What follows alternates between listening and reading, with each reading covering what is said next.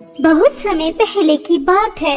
उदयपुर नामक गांव में विनीता की दो बेटियां थीं, सुमन और श्वेता। सुमन विनीता की अपनी सगी बेटी थी और श्वेता उसकी सगी बेटी नहीं थी। जब श्वेता 1 वर्ष की थी तो वह उसे एक पेड़ के नीचे रोते हुए मिली थी। विनीता अच्छे स्वभाव की औरत थी, इसलिए वह श्वेता को अपने साथ अपने घर लेकर आ जाती है और उसकी देखभाल बिल्कुल अपनी बेटी की तरह ही करती है। और देखते ही देखते श्वेता और सुमन बड़ी हो जाती हैं। श्वेता बहुत ही ज्यादा होशियार थी, समझदार थी, बड़ों का आदर करती थी, इसलिए विनीता श्वेता से ज्यादा प्यार करती थी। और वहीं दूसरी तरफ सुमन, वह बस दोस्तों के साथ घूमती, पार्टी करती, शॉपिंग करती और अपनी माँ की बात भी नहीं सुनती थी, जिस वजह से उसे अपनी माँ से डांट भी सुननी पड़ती थी। और यही वजह थी कि सुमन हमेशा श्वेता से जलती थी और हमेशा उसे खरी खोटी सुनाती रहती थी। ऐसे ही समय बीत रहा था। एक दिन सुमन रात को देर से घर लौटती है और उसने ड्रिंक भी कर रखी होती है। जब इस बात की खबर विनीता को लगती है तो वह गुस्से से लाल पीली हो जाती है और सुमन को जोर से थप्पड़ मारकर उससे कहती है, सुमन, रोज रोज ये तुम रात को कितना लेट आ रही हो और तुम्हारे मुंह से कैसी बू आ रही है? तुम ठीक तरह से अपने पैरों पर खड़ी भी नहीं हो पा रही, कहीं तुमने ड्रिंक तो नहीं कर रखी? सुमन, तुम्हारी हरकतें दिन पर दिन बढ़ती जा रही हैं, तुम बदतमीज हो रही हो। अपनी बड़ी बहन को देखो, वह कितनी अच्छी है, कितनी समझदार है, मेरे साथ मेरे कामों में कितना हाथ बटाती है और इसकी वजह से मेरा सर गर्व से ऊंचा रहता है और हमेशा तुम्हारी वजह से मुझे नीचे देखना पड़ता है। तुम अपनी बड़ी बहन जैसी क्यों नहीं बन जाती? यह गंदी हरकतें छोड़ दो। मुझे इस बहन जी के जैसे बनने का कोई शौक नहीं है। बस घर की 4 दीवारी में रहूं नौकरानी बनकर, तुम्हारे साथ काम में हाथ बटाऊं। मेरी सारी उम्र तो यूं ही चली जाएगी। यही तो उम्र होती है खेलने कूदने की, एंजॉय करने की, और उसमें भी आप चाहती हैं कि मैं इस बहन जी जैसी बन जाऊं? बिल्कुल भी नहीं। और मैं इस जैसा क्यों बनूं? यह मेरी सौतेली बहन है, मैं इसे अपनी बहन नहीं मानती। आप इसे पेड़ के नीचे से उठा कर लेकर आई थी, मैं सब जानती हूँ और मेरा दिमाग खराब करने की जरूरत नहीं है। मुझे मेरे रूम में जाने दीजिए। सच में सुमन, तुम बहुत ज्यादा बदतमीज हो गई हो। तुम्हारी रस्सी खींचनी पड़ेगी, वरना तुम तो बेलगाम का घोड़ा बन जाओगी। आज से तुम्हारा दोस्तों के साथ बाहर जाना बंद। ना तुम किसी दोस्त से मिलोगी, ना ही पार्टी करोगी, और तुम्हें पॉकेट मनी का ना 1 रुपया दिया जाएगा। तभी तुम्हें अक्ल ठिकाने आएगी। और बाद में तुमसे सुबह करती हूँ, जब तुम्हारा नशा उतर जाएगा। सुमन अपने रूम में चली जाती है। सुमन की रोज रोज की यह बदतमीजी देखकर विनीता बहुत ज्यादा परेशान हो जाती है। तभी श्वेता विनीता को समझाती है, माँ, आप परेशान मत होइए, सुमन छोटी है, धीरे धीरे सब समझ जाएगी। मैं आपकी परेशानी समझ रही हूँ कि आप सुमन की तरफ से कितनी ज्यादा दुखी हैं। मैं आपके लिए चाय बनाकर लेकर आती हूँ। ओ मेरी प्यारी बेटी श्वेता, तुम कितनी अच्छी हो। अगर तुम ना होती तो शायद पता नहीं आज मेरा क्या होता। तुम मेरा कितना ख्याल रखती हो। और एक सुमन है जिसे मेरी बिल्कुल भी परवाह नहीं। तुम मेरी आंखों का तारा हो, मेरे दिल का सुकून हो। विनीता अपनी सौतेली बेटी से बहुत ज्यादा खुश थी क्योंकि वह उसका बहुत ख्याल रखती थी। ऐसे ही समय बीत रहा था और एक दिन विनीता और श्वेता शॉपिंग करके घर वापस आ रही थी। तभी विनीता का एक्सीडेंट हो जाता है और उस एक्सीडेंट में तुरंत उसकी मृत्यु हो जाती है। श्वेता अपनी माँ की मृत्यु के बाद बहुत ज्यादा फूट फूट कर रोती है। माँ अपनी आंखें खोले, मैं अभी आपको हॉस्पिटल लेकर चलती हूँ। देखना आप बिल्कुल ठीक हो जाएंगे, आपको कुछ भी नहीं होगा। ये जो आपको इतना सारा खून निकल रहा है ना, इससे भी आपको कुछ नहीं होगा। आप बिल्कुल ठीक हो जाएंगे, मैं आपको कुछ नहीं होने दूंगी। बस आप अपनी आंखें खोलिए, मैं आपको कुछ नहीं होने दूंगी। आप मुझे छोड़ के नहीं जा सकते माँ। इस तरह से श्वेता बहुत ज्यादा रोती है और आसपास के लोग श्वेता को दिलासा देते हैं। कुछ समय बाद सुमन और श्वेता विनीता का दाह संस्कार कर देती हैं। विनीता की मृत्यु के बाद सुमन और भी ज्यादा बिगड़ जाती है। अब वह अपने दोस्तों को घर के अंदर लाना शुरू कर देती है और घर के अंदर शराब पीती है, पार्टी करती है और श्वेता को नौकरानी बनाकर रखती है। ऐसे ही एक दिन श्वेता सुमन से कहती है, सुमन, माँ तुम्हें कितना ज्यादा समझाती थी, तुम्हें समझाते समझाते इस दुनिया से चली गई। प्लीज उनके जाने के बाद तो तुम उनकी आत्मा को सुकून पहुँचाओ। वह तुम्हें ऐसे देखती होंगी तो कितना ज्यादा परेशान होती होंगी। तुम पढ़ाई पर ध्यान लगाओ। और तुम कितने पैसे खर्च करती हो, तुमने सारी प्रॉपर्टी बेच दी, बस हमारे पास एक यही घर बचा है। सुमन प्लीज ऐसा तो मत करो। तू मेरी माँ बनने की कोशिश मत कर। जो मुझे हमेशा सुनाती रहती थी वह मुझे छोड़कर जा चुकी है। अब मुझे किसी की कोई परवाह नहीं है। अगर उन्हें बुरा लगता है तो लगने दे। तू मेरी सौतेली बहन है, मैं तेरी बात क्यों सुनूं? अब मैं तुझे इस घर में नहीं रहने दूंगी। अगर तू इस घर में रहेगी तो हमेशा मेरे कान पर चीख चीख चीख चीख करती रहेगी और तू मेरा जीना मुश्किल कर देगी। और मैं अपनी जिंदगी में किसी का भी इंटरफेयर नहीं चाहती। इसलिए चल मेरे घर से निकल और अपना ठिकाना और कहीं कर, क्योंकि तू इस घर की बेटी नहीं है। यह सारी प्रॉपर्टी मेरी है, मेरी। सुमन, मैं तो तुम्हें समझाने के लिए कह रही थी। तुम मुझे इस घर से क्यों निकाल रही हो? अगर मैं यह घर छोड़कर चली जाऊंगी तो कहाँ रहूंगी? मेरे पास तो सर छुपाने के लिए छत भी नहीं है। कृपया करके मुझे घर से बाहर मत निकालो। तू मेरे घर से बाहर निकलती है या नहीं, या फिर मैं तुझे पुलिस के हवाले करूं? सीधी सराफत से मेरे घर को छोड़कर चली जा, वरना मैं तेरा वो हाल करूंगी कि तूने जिंदगी में भी नहीं सोचा होगा। बचपन से लेकर आज तक तेरी तारीफ सुन सुनकर थक चुकी हूँ, और माँ की चिक चिक भी। माँ से तो छुटकारा मिल गया, अब मुझे तुझसे भी छुटकारा चाहिए। चल निकल मेरे घर से। श्वेता अच्छी तरह से जानती थी अगर वह सुमन की बात नहीं मानेगी तो वह सच में उसे पुलिस के हवाले कर देगी झूठे इल्जाम में। इसलिए वह घर छोड़कर जाने का ही फैसला करती है। बेचारी श्वेता, उसके पास रहने के लिए ना कोई घर था और ना ही उसके पास खाने के लिए एक भी रुपया। वह सड़कों पर इधर उधर भटकती रहती है और अपनी माँ विनीता को याद कर कर बहुत रोती है। माँ देखिए, आप मुझे बचपन में पेड़ के नीचे से उठा के लेकर आई थी। आपने मुझे आशियाना दिया, अपना आंचल दिया। आपने मुझे कितनी सारी खुशियाँ दी, और आपके जाने के बाद मैं दोबारा से अनाथ हो गई। सुमन ने मुझे घर से बाहर निकाल दिया।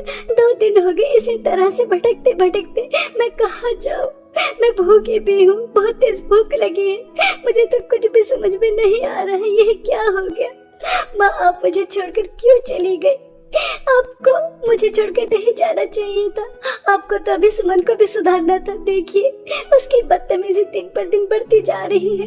उसे सही और गलत का कुछ पता ही नहीं है, बस गलत ही गलत कर रही है।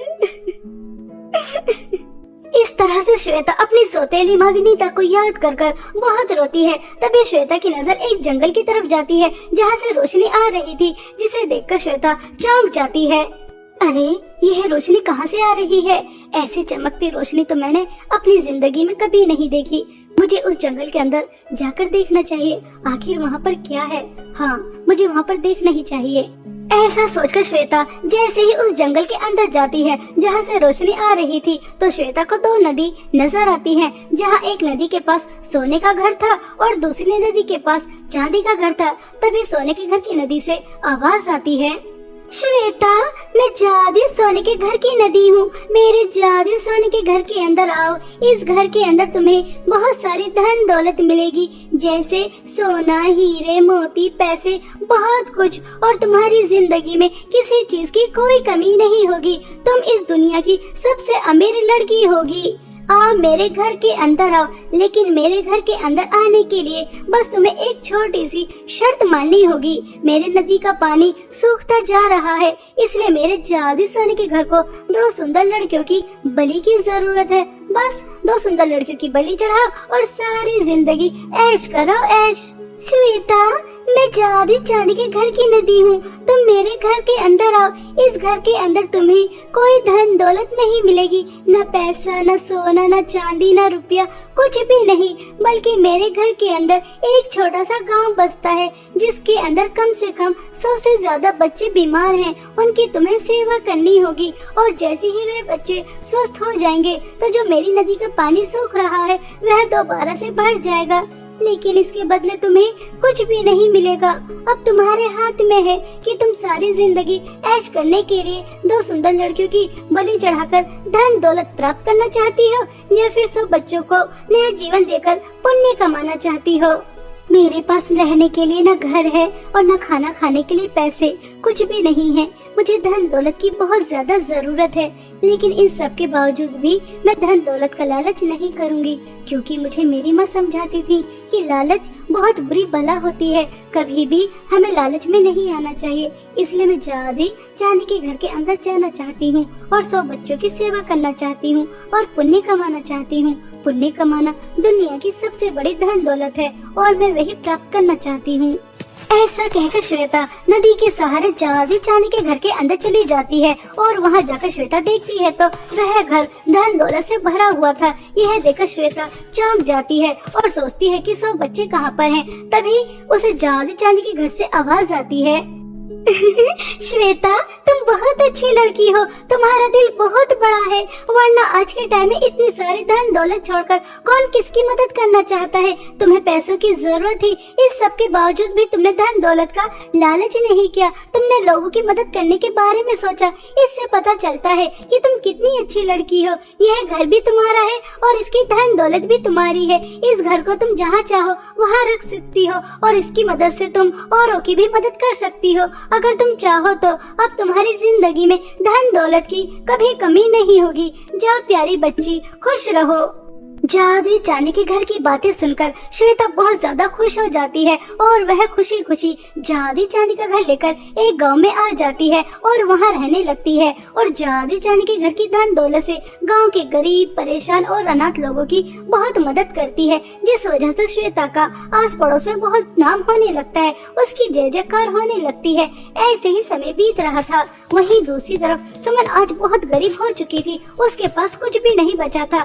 उसने जुए में, शराब में, पार्टी में, आवारा दोस्तों के साथ सब उड़ा दिया था और वह दर दर की ठोकरें खा रही थी। लेकिन जब एक दिन वह श्वेता को लोगों को सोना, चांदी, कपड़ा, अनाज बांटते हुए देखती है तो उसका मुंह खुला का खुला रह जाता है और वह सोचती है, अरे यह मेरी सौतेली बहन श्वेता कैसे लोगों को सोना, चांदी, कपड़ा, रुपया, अनाज बांट रही है। इसने कितनी सुंदर सोने की ड्रेस पहन रखी है। ये इतनी ज्यादा अमीर कैसे हो गई। यह तो मुझे देखकर हंसेगी, मेरा मजाक उड़ाएगी। मैंने तो इसे धक्के मार के इसलिए निकाला था ताकि यह दर दर की ठोकरें खाए, लेकिन ये मनहूस तो ऐश की जिंदगी गुजार रही है और मैं दर दर की ठोकरें खा रही हूँ। नहीं नहीं, ऐसा नहीं हो सकता। मुझे पता लगा नहीं होगा कि ये मनहूस इतनी ज्यादा अमीर कैसे हो गई। हाँ, ऐसा सोचकर सुमन श्वेता के ऊपर नजर रखने लगती है और एक दिन श्वेता अपनी स्वर्गवासी माँ की तस्वीर के सामने खड़ी होकर बातें कर रही थी। माँ, आपको पता है मैंने आपके नाम का एक अनाथालय खोला है जिसमें किसी भी बच्चे को कोई परेशानी, कोई दिक्कत का सामना नहीं करना पड़ेगा। यह माँ सब कुछ बस मुझे आपकी परवरिश की वजह से ही मिला है। आपने मुझे इतनी अच्छी परवरिश दी कि मुझे जादुई सोने और चांदी की नदी के घर से जादुई चांदी का घर मिला, जिसकी मदद से मैं एक खुशहाल जिंदगी बिता रही हूँ और अपने आसपास के लोगों का भी ख्याल रख रही हूँ। ओहो, अच्छा, तो जादू सोने चांदी की नदी के घर की मदद से इतनी अमीर हुई है। अब मुझे भी वहाँ पर जाना चाहिए। मैं भी दोबारा से अमीर हो जाऊंगी और मैं भी महारानी वाली जिंदगी बिताऊंगी। ऐसा सोचकर सुमन उसी जगह पहुंच जाती है जहां पर जादू सोने और चांदी के घर की नदी थी और वहां जाकर रोने लगती है। तभी सुमन से भी यही पूछा जाता है कि वह जादू सोने के घर की धन दौलत लेकर ऐश की जिंदगी गुजारना चाहती है या फिर सब बच्चों की सेवा करना चाहती है। तभी सुमन हंसते हुए कहती है, अरे जादू सोने चांदी के घर की नदी, तुम भी बड़ी बेवकूफ हो। अरे जिसके सामने इतनी सारी धन दौलत पड़ी होगी तो वह धन दौलत ही तो चुनेगा। वो पागल तो नहीं है जो फ्री में 100 बच्चों की सेवा करेगा। मुझे तो जादू सोने के घर के अंदर जाना है और वहाँ की धन दौलत लेकर इस दुनिया पर राज करना है। मुझे बहुत अमीर होना है और श्वेता की 25 से भी ज्यादा अमीर। ऐसा कहकर सुमन नदी के सहारे जादू सोने के घर के अंदर चली जाती है और वह उस घर के अंदर जाकर देखती है तो चारों तरफ अंधेरा ही अंधेरा होता है और चुड़ैलों की, भूतों की आवाजें आ रही थी और यह आवाजें सुनकर सुमन घबरा जाती है और वह बाहर निकलने की बहुत कोशिश करती है लेकिन बाहर नहीं निकल पाती। तभी जादू सोने के घर से आवाज आती है, तुम जैसे लालचियों की यही सजा है। अब तुम कभी बाहर नहीं आओगी, यहीं रहोगी और अमावस वाले दिन तुम्हारी इस जादू सोने के घर की नदी को बलि चढ़ाई जाएगी। हा हा हा हा। यह सुनकर सुमन घबरा जाती है और बहुत रोती है। इस तरह सुमन को उसके लालच और बुरे कर्मों की सजा मिल जाती है और वहीं दूसरी तरफ श्वेता अपने अच्छे स्वभाव की वजह से एक खुशहाल जिंदगी बिताती है और दूसरों की जिंदगी में भी खुशियाँ लेकर आती है। इसलिए हमें हमेशा अच्छे काम करने चाहिए और लालच तो कभी भी नहीं करना चाहिए, क्योंकि लालच बहुत बुरी बला होती है। एक समय की बात है, शिखा अपनी सौतेली माँ शीला, पिता मोहन और अपनी 2 सौतेली बहनों ईशा और तृप्ति के साथ रहा करती थी।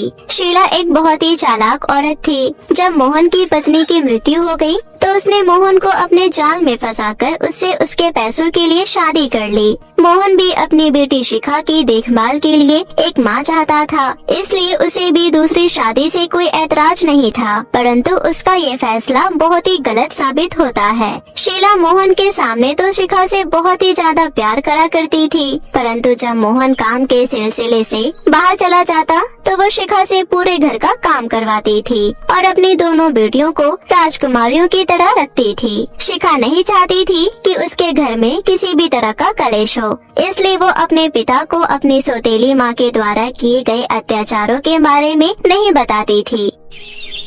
ऐसे ही एक दिन पूरा परिवार एक साथ बैठकर खाना खा रहा होता है कि तभी शीला कहती है, क्या बात है शिखा बेटा, तुमने अभी तक इतना थोड़ा सा ही खाना खाया। चलो जल्दी से अपना खाना फिनिश करो। देखो तुम कितनी दुबली होती जा रही हो। मैं नहीं चाहती कि तुम कमजोर बनो, मैं चाहती हूँ तुम अच्छे से खा पी कर एकदम मजबूत बनो। मोहन ये सब देखकर कहता है, सच में मैं बहुत ही भाग्यशाली हूँ कि मैंने तुमसे शादी की। तुम शिखा का ध्यान एकदम अपनी खुद की बेटी की तरह रखती हो। ये देखकर मुझे बहुत ही अच्छा लगता है। वैसे मुझे एक बात बतानी थी। हाँ जी बोलिए। वो मुझे ऑफिस की तरफ से एक 6 महीने की ट्रिप पर जाना है, तो उसके लिए मुझे कल ही निकलना होगा। मैं पहले तो शिखा के लिए बहुत परेशान था, पर ये सब देखकर मेरी सारी चिंता दूर हो गई है। शिखा अपने पिता की ये बात सुनकर बहुत ही ज्यादा दुखी हो जाती है और कहती है, पिताजी आप मत जाइए ना, वैसे भी आप अक्सर काम के सिलसिले से बाहर रहते हैं, मुझे आपके साथ समय बिताने का मौका ही नहीं मिलता, प्लीज मत जाइए। अरे शिखा बेटा ऐसा नहीं कहते, पापा को काम से बाहर जाना है, उन्हें ऐसे टोकते नहीं है। और वैसे भी मैं और तुम्हारी बहन है ना तुम्हारा ख्याल रखने के लिए। इसके बाद शीला शिखा को आंखें दिखाती है, जिससे शिखा चुप हो जाती है। अगले दिन शिखा के पिता अपनी 6 महीने की ट्रिप पर निकल जाते हैं और उस दिन से शीला का अत्याचार शिखा पर और भी ज्यादा बढ़ जाता है। वो उससे अब घर के सारे काम कराने लगती है, यहाँ तक कि वो घर की नौकरानी को भी छुट्टी दे देती है। दिन ऐसे ही बीतने लगते हैं। फिर एक दिन शीला अपनी दोनों बेटियों के लिए बाजार से 2 बहुत ही सुंदर ब्रांडेड लिपस्टिक लेकर आती है और अपनी बेटियों को दिखाते हुए कहती है, ये देखो तृप्ति और ईशा, ये दोनों लिपस्टिक जो तुम देख रही हो ना, ये वही लिपस्टिक है जिसकी ऐड टीवी में बड़ी बड़ी हीरोइंस करती है।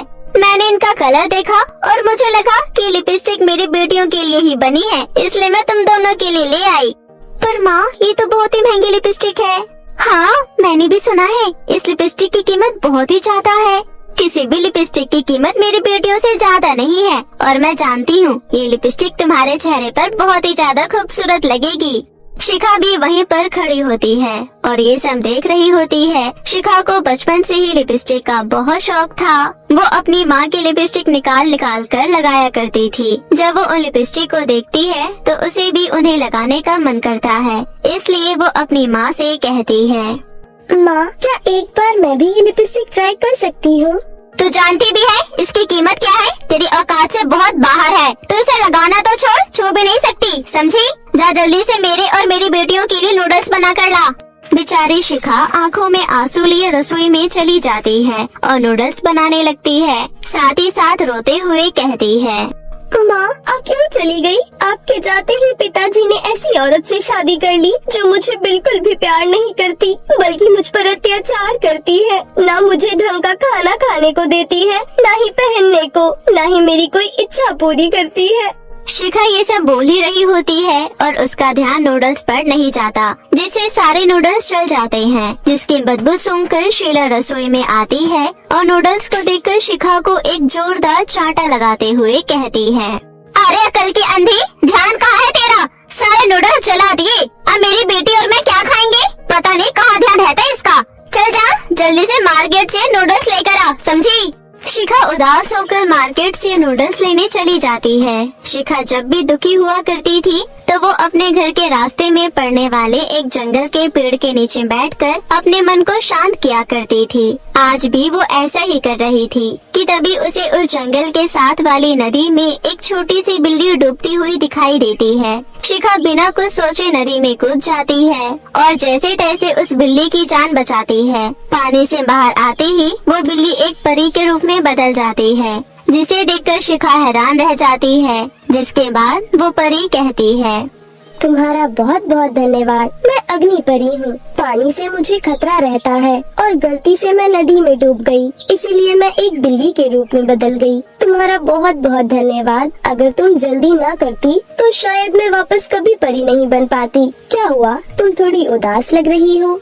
इसके बाद शिखा अपनी सारी कहानी उस परी को बताती है। शिखा की सारी कहानी सुनकर परी अपनी छड़ी घुमाती है और 3 बहुत ही सुंदर लिपस्टिक प्रकट करती है।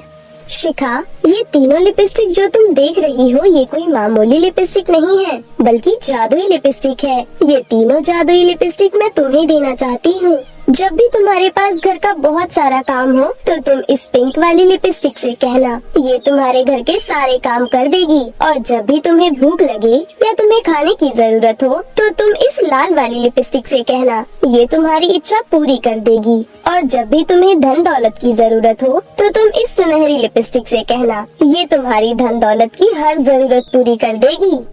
ऐसा कहकर परी वहाँ से गायब हो जाती है और शिखा उन तीनों लिपस्टिक को लेकर घर आ जाती है। इसके बाद शिखा को जब भी घर का सारा काम करना होता तो वो पिंक वाली लिपस्टिक से कहकर घर का सारा काम कर लेती, और जब भी उसे भूख लगती तो वो लाल लिपस्टिक का इस्तेमाल करके अपना पेट भर लेती, और जब भी उसे पैसों की जरूरत होती तो जादुई सुनहरी लिपस्टिक का इस्तेमाल करती। दिन ऐसे ही बीत रहे थे।